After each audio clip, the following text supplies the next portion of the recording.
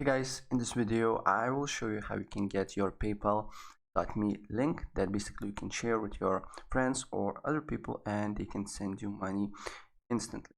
Right, so first of course what you need to do here, you need to log into your PayPal account, and once you log into your PayPal account, the next step what you need to do here, you need to go on this little gear icon that is on the top right corner, and then you will be redirected to another page, and here you should see all the information, your phone number, emails, country where you live, and more. And here on the top you can see your profile, your name, when you joined, and then if you don't have a PayPal.me link, you should see this button that says get PayPal.me.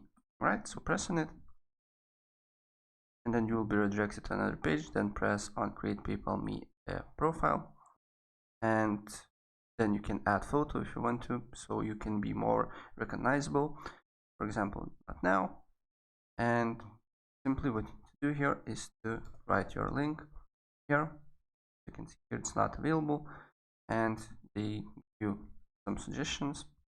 So basically rate the name that is available and then press next. And as you can see here, you need to agree with the terms and conditions and press agree and create. Right, so as you can see, done. And if I go here, as you can see here, now I have the link that I can copy. Right, so yeah,